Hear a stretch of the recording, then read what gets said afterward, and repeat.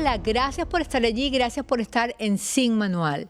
Bueno, y esta ventana, esta conexión que podemos tener en este momento, pues va a resultar muy valiosa para todos, incluyéndome, porque además con muchísimo interés voy a conversar con mi invitada sobre temas de la vida, ansiedad, apego, bueno, traumas, tantas situaciones complejas que marcan nuestra conducta, nuestro comportamiento, e incluso muchas lo hacen de manera inconsciente. No sabemos, no entendemos qué nos ocurre porque nos cuesta mucho mirar hacia adentro.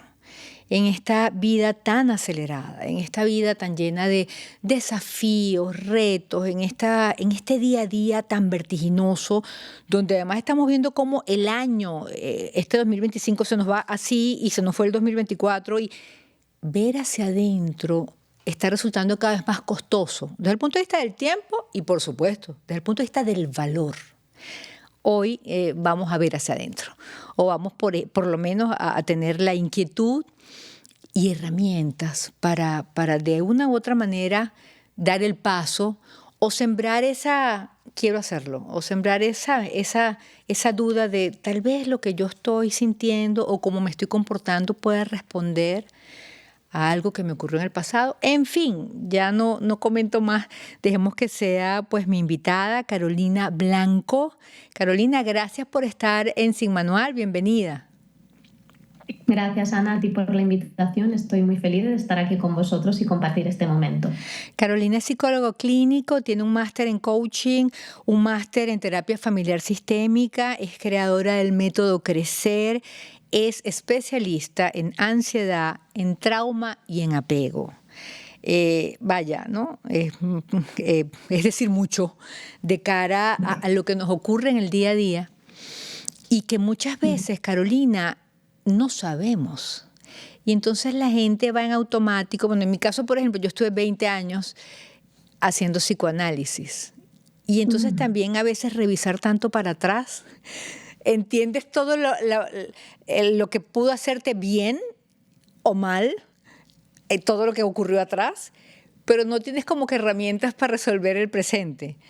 Hay otros que no ven para atrás y que entonces lo que les ocurre en el presente pues no saben procesarlo. En fin, es complejo y es parte del camino de la vida, y por eso estás tú aquí en Sin Manual, para que nos des un poco luces de cara al comportamiento humano y cómo avanzar cada día.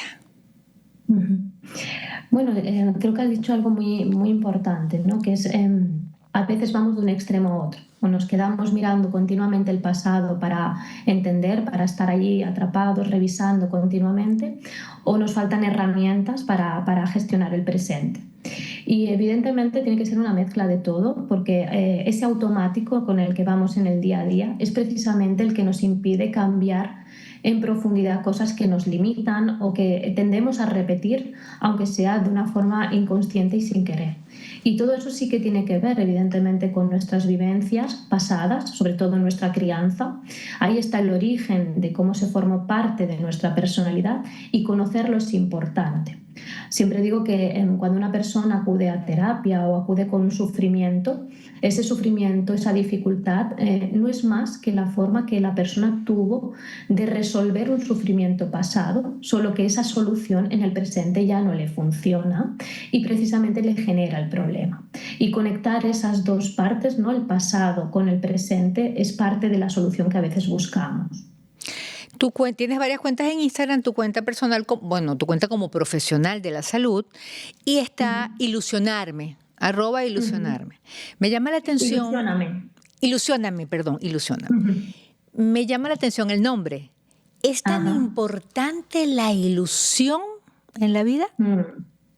Muchísimo. Es como Víctor Frank decía, hay que buscar sentido a la vida. Sí, cuando perdemos el sentido es como ver la vida en blanco y negro, sin motivación, sin ilusión, y el ser humano necesita un motor. un motor para que le oriente hacia objetivos, para que le ayude a conectar con el mundo, a conectar con otras personas. Y precisamente en mi centro, ¿no? Y en todo el equipo definimos, ¿no? ese nombre de Ilusióname, porque el objetivo era ayudar a estas personas a recuperar la ilusión después de un duelo, después de una adicción, después de vivir algo traumático. Perdemos esa parte de la chispa de la vida, que es eso, la esperanza, la ilusión, el querer seguir hacia adelante por algo y por uno mismo.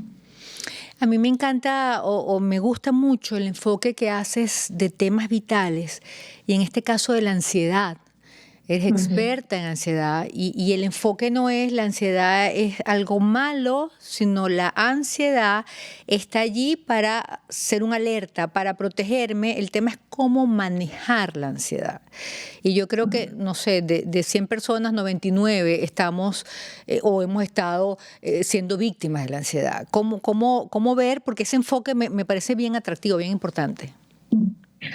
Bueno, siempre explico que la ansiedad nunca es mala, es una alerta, ¿no? Una forma de llamar tu atención, que la única que quizás tiene el organismo. Hay tres tipos de ansiedad, o yo las catalogo así, como si fuera un semáforo, ¿no? Si estamos en la ansiedad verde, es aquella funcional. Yo, por ejemplo, antes de conectarme contigo tenía un poco de ansiedad, de nerviosismo, y eso me ayuda a prepararme, ¿no? A que esto me importa y por tanto acelera mi organismo pues, para preparármelo, para revisar y hacerlo bien. Sirve para esto o para salvarte la vida en algún momento dado. Luego está ya el semáforo amarillo que llamamos, que es cuando ya la ansiedad es la consecuencia de un estrés crónico. Diría que lamentablemente, lo anunciabas tú al inicio de la sesión, lamentablemente la mayoría de personas, la sociedad actual nos empuja a ese estrés crónico y continuo. Y nuestro organismo no está preparado para esto. Nuestro organismo está preparado para sostener el estrés en un momento dado, no de forma crónica. ¿Y qué sucede aquí cuando llevamos al organismo más allá de los límites? Pues que nos manda señales, a veces con síntomas de ansiedad, a veces con rumiación y a veces con dolencias como temas inmunitarios, temas hormonales, ahora tan de moda desgraciadamente, y esto es una señal de tu organismo de, oye, algo está yendo mal y no lo estamos atendiendo. Estos dos tipos pueden tener sus consecuencias, pero son, como digo yo, más fáciles de abordar porque la persona acaba relacionando que esto tiene que ver con el presente y que de alguna manera hay algo que tengo que cambiar, ¿no? Acción-reacción. Pero luego está el tercer tipo, la del semáforo rojo, que tiene que ver más con algo o cómo yo viví en el pasado lejano, que tiene que ver con el origen, que tiene que ver con la soledad, que tiene que ver con el abandono, con el rechazo, con mi falta de conexión con el mundo y que a la persona le cuesta mucho identificar eso porque tiene que ver, como tú me has dicho antes, ¿no? Con mirar hacia adentro.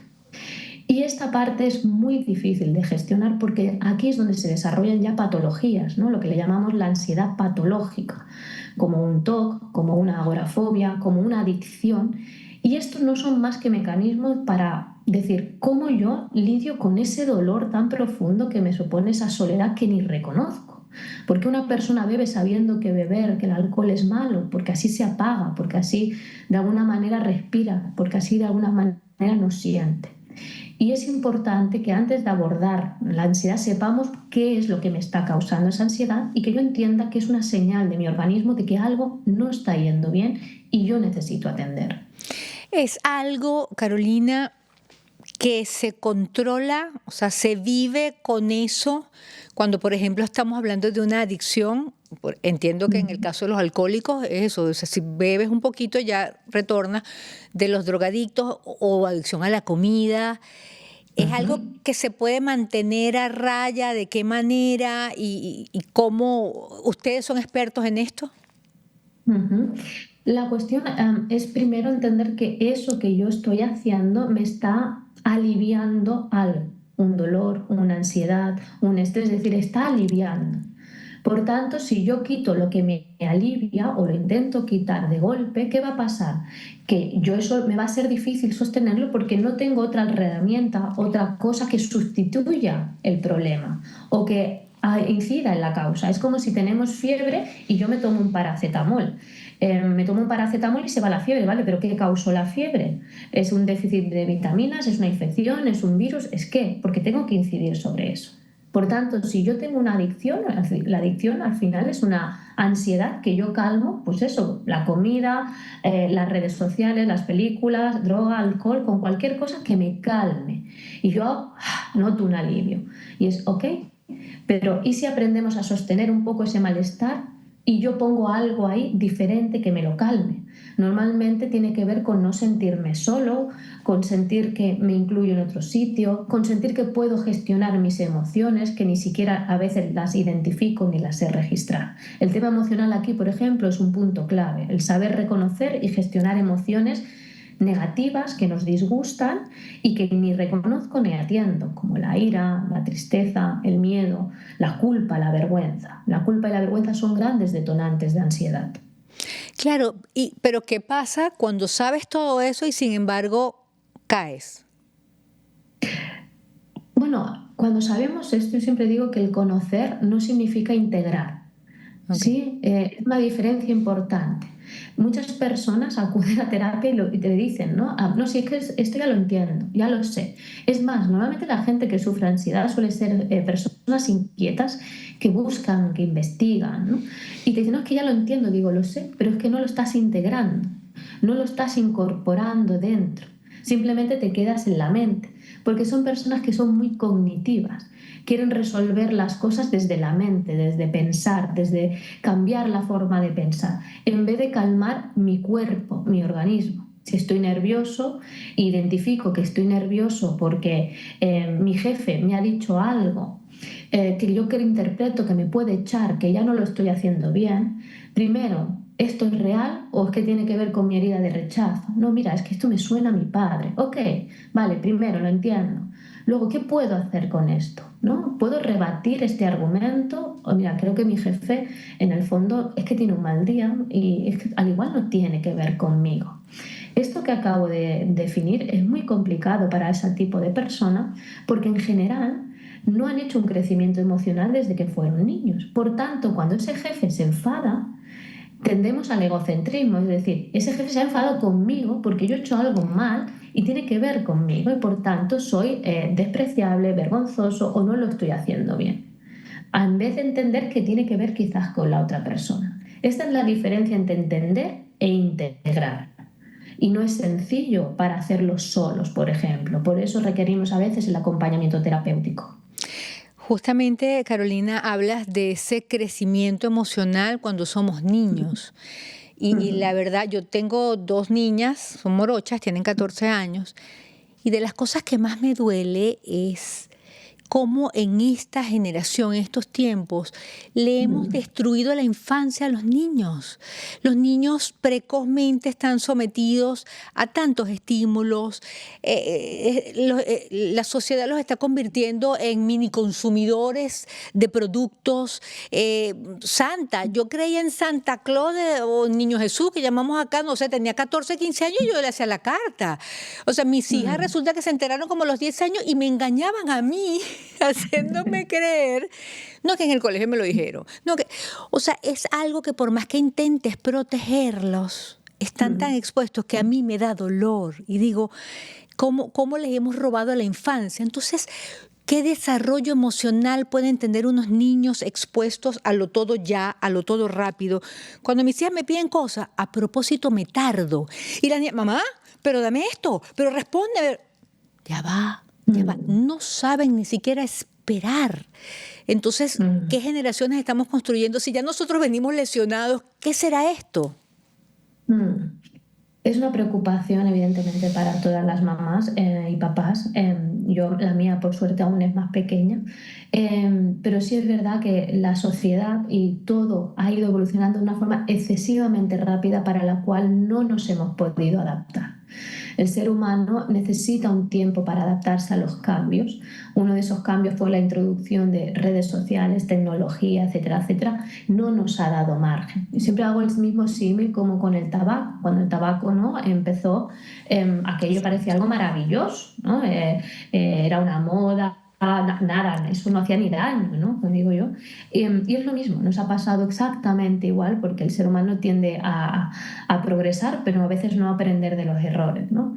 Y ha pasado exactamente igual. Hemos incorporado algo nuevo a la vida del ser humano pensando que todo era bonito y maravilloso y no hemos podido trastear las consecuencias de esto. Y ahora las estamos sufriendo en primera instancia y vamos como en retrocesos, ¿no? Es decir, de alguna forma acción-reacción, no prevención. Por tanto, los chicos son, primero, consumo continuo, pero sobre todo el gran problema es la frustración. Y no tiene que ver solo con la sociedad y la tecnología, sino que para mí tiene que ver con un efecto rebote de lo que es la crianza que nosotros tuvimos en su momento. Nosotros venimos, ¿no? Generaciones, ¿no? Yo tengo 44 para 45 años, venimos de generaciones donde nuestros padres no tenían ni gestión, ni inteligencia emocional, ni se atendía a nada de esto. Era exigencia, sacrificio, no podías tener opinión propia, ¿no? Una serie de características que evidentemente generó unas consecuencias emocionales en nosotros. Pero obviamos que no todo era malo y que parte de aquello nos convirtió en generaciones muy resilientes. Y la palabra clave aquí es la resiliencia, la capacidad del ser humano para resolverse de los problemas y los conflictos. ¿Y qué pasó con estos padres, ¿no? Y seguimos así, ¿no? Porque también hay una tendencia, moda psicológica, que está bien, ¿no? Que es el respeto a las emociones, a la individualidad de los niños, a su personalidad, pero se nos ha ido un poco de las manos. Es decir, de alguna forma ahora es todo acomodar, nos da miedo incluso como padres, madres, no estar haciéndolo bien cuando nuestros padres nunca se plantearon si lo hacían bien o lo hacían mal. Es como totalmente polarizado. ¿Y qué ha hecho esto? Porque yo creo que hemos acomodado en exceso, todo el sistema educativo se está acomodando a esto, no podemos utilizar ciertas palabras, es decir, está siendo todo muy extremista. Y sí, estamos fomentando algo que a nosotros nos faltó, pero también estamos dejando de lado el fomentar en nuestros hijos autonomía, independencia, gestión de la frustración, etcétera, etcétera. Y es verdad que el reto como padres es mucho mayor. Antes los padres lo hacían todo igual, mal, vale, pero igual, no había discrepancia. Ahora todos lo intentamos hacer tan y tan bien que si quieres desmarcarte un poquito de eso, te sientes también como padre y madre juzgado. Por ejemplo, si no le quiero dar el móvil a cierta edad, pero todos lo tienen, es que pobrecito mi hijo se va a quedar aislado. O sea, estamos demasiado temerosos también como padres y como madres. Tal cual, el reto es gigantesco y además cargando con nuestros pesos. Es complejo porque al final estás descubriendo por qué te pasa lo que te pasa y criando a unos niños, a unos pequeños, forjándoles lo que será su futuro. Siempre recuerdo una frase de una educadora norteamericana, Pam Leo, que decía: criemos niños que no tengan que recuperarse de sus infancias. Y cuán costoso terminan siendo infancias traumáticas como las que tú has definido, quienes venimos del rigor, quienes venimos del cumplir todo al pie de la letra, quienes venimos del 20, acá en Venezuela la nota máxima en el colegio es 20, o si no nada, quienes venimos de unas cargas tan pesadas, pues resulta complicado dar ese paso y dejar atrás la infancia. Pareciera que nos acompaña toda la vida, cómo salir de allí. Y uno de los, ya se nos acaba el tiempo, pero uno de los temas que también quisiera tocar en este capítulo contigo, Carolina, tiene que ver con el miedo. Porque también ese enfoque que tú le das al miedo me parece valiosísimo, de cara incluso a ayudarnos a los padres. Porque tú dices, bueno, el miedo no siempre hay que enfrentarlo, hay oportunidades en las que más bien hay que evitarlo. Y allí conecto, recientemente hice un viaje con las niñitas en avión y una de ellas, y largo, y una de ellas le tiene particularmente miedo a las turbulencias. Y entonces yo, desde mi ignorancia o mi sabiduría, en fin, desde mi instinto, primero la observo y cuando comienza la turbulencia en el avión, si ella está acostada, dormida, no, la niña se despierta, incorpora la silla, levanta la ventana, se pone, o sea, mentalmente le da más bien, en lugar de procesarlo, es conectarse para sufrir al máximo aquella angustia. Entonces yo la veo y con mi mirada la apoyo. Y le digo, aquí está mamá. Pero mis palabras no logran nada en ella, porque yo le digo, no va a pasar nada. Entonces, ahí lo que quiero conectar con lo que tú dices en cuanto a enfrentarlo o evitarlo. Le digo, no va a pasar nada. Para ella no estoy diciendo nada. Ella no, eso no lo... Yo siento que mi mirada, porque a veces como son dos, luego viajé con mi mamá, yo no estaba al ladito de ella. La veo y siento que la apoyo porque le digo, estoy aquí. Pero cuando le hablo, no, ella está conectada con el pánico. Entonces hablemos del miedo, algo tan que nos amenaza toda la vida, además. Entender el mecanismo del miedo a nivel fisiológico y cerebral es muy importante y me va a servir mucho el ejemplo que me has puesto. Cuando nosotros paniqueamos, es decir, cuando el miedo se apodera de nuestro cerebro y nuestro sistema nervioso, hay que comprender que nosotros no podemos ni escuchar ni razonar. Por eso tu hija, cuando tú le hablas, ella parece que no te escucha. Y es así, cuando nosotros entramos en ese estado, nuestros oídos y nuestros instintos están totalmente concentrados a la supervivencia. Por tanto, normalmente se abren mucho los ojos, buscamos como la salida, buscamos como desesperadamente, pero no razonamos ni escuchamos. Y es como los niños, y siempre seremos niños y esto es muy importante. Cuando tenemos un niño pequeño lo hacemos mucho mejor.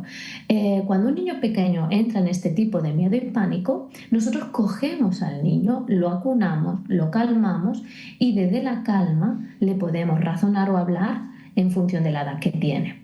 ¿Por qué? Porque lo que primero yo hago como persona, en este caso como mamá, es calmar el organismo de mi bebé, de mi niño, de mi adolescente, de mi marido, de mi esposa, de quien sea. Calmo su organismo. ¿Cómo? Regulándole con mi cuerpo, mi balanceo, mi voz, mi tacto en función de la persona. ¿Por qué? Porque si no, con la palabra está en un estadio tan exaltado que la amígdala ha sobreactivado su zona cerebral y lo que hace es que yo no pueda atender. Y eso es muy importante cuando intentamos calmar a alguien desde la palabra, cuando su organismo está en otro lugar, que es el cuerpo. Entonces, en estos casos yo puedo tocar a mi hija, la puedo abrazar, pero también la puedo llevar a agua fresquita en las muñecas, en la nuca, etcétera, etcétera. ¿Qué información nos da esta situación de tu hija? ¿No? Pues tu hija no tiene recursos suficientes para afrontar ese momento. Cuando yo hablo de evitar o afrontar el miedo y que no vale afrontarlo a la brava porque digamos que lo tenemos que afrontar y si no se va a empeorar el miedo, quiere decir que si yo me voy a una situación para la que no tengo recursos, ya sabiendo que eso me va a superar, lo único que hago es sobreestimular más esta amígdala. Y lo que tengo que hacer es entrenar en frío, es decir, fuera de la amenaza, estrategias que me ayuden a calmarme cuando entra el miedo en acción. No ir al miedo y cuando esté allí intentar hacer lo que muy probablemente no sé hacer ni en frío. Entiendo. Se nos acaba el tiempo, Carolina, y quisiera seguir profundizando en una próxima conversación sobre el miedo, porque hay unos que son tan claros como esos, pero hay otros que ni siquiera sabemos qué sentimos y nos dominan. Y entonces, ¿cómo ensayar en frío que se presente algo cuando somos víctimas de ese miedo continuo que va marcando, guiando tu vida? Muchísimas gracias por este capítulo, Carolina. Muy interesante la conversación y vamos para el próximo. Ok, muchas gracias, Ana. Un saludo. Bueno, y por supuesto, muchísimas gracias a ustedes por estar ahí, porque, bueno, con estas conversaciones abrimos espacio a la búsqueda de la salud mental, que al final la salud física va de la mano con la salud mental. Si no tenemos salud mental, tarde o temprano el cuerpo va a gritar lo que la boca calle. Gracias por estar allí. Hasta un próximo capítulo de Sin Manual.